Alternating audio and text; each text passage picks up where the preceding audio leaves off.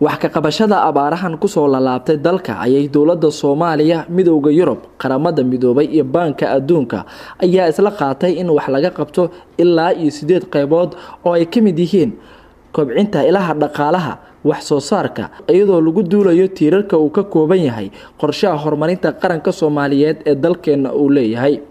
wasiirka qorsheynta maalgashiga iyo horumarinta dhaqaalaha dalka mudane Jamaal Maxamed Xasan oo maanta ka qayb galaya shirka dib u kabashada abaaraha iyo ka jawaabida abaaraha soo laabtay dalka ayaa sheegay in dowladda Soomaaliya ay qiimeyn ku sameysay abaarihii dhacay dalka iyo saameynta ama xadka ay abaartaasi ay geysatay, isagoona sheegay in dowladdu ay dadaal ugu jirto sidii wax looga qaban lahaa raadadku ay abaartaasi reebtay. wasiirka ayaa sidoo kale waxa uu hoosta ka xariiqay in dowladda Soomaaliya ay ilaa 18 qaybood oo ugu waaweyn yihiin kalluumeysiga, dhaqaalaha, caafimaadka ay diiradda saareyso sidii wax looga qaban lahaa.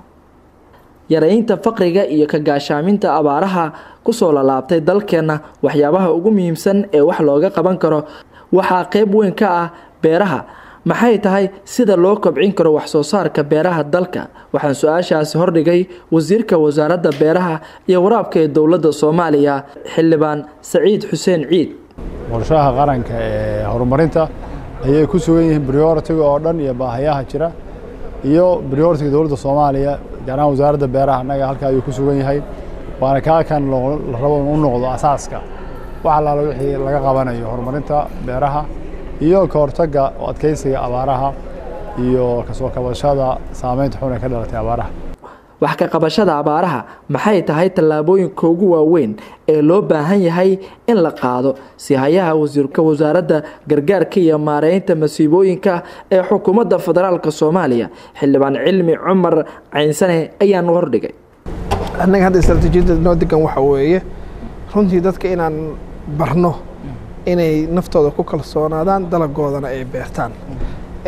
cawaaqibyadii dhacay waxaa ka mid ah 2000 abaarihii 9 kuwii dhacay kuwii ka horeeyay waxay beesha caalamku badanaa aan wada shaqayn dhow annagoo leh laakiin dalagii xilligii dadku u soo go'i lahaa ayaa waxaa laga mashquuliyaa inay dalagii u soo go'in. annaga hadda waxaan ku howlanahay inaan dhinacii beeraha kicinno.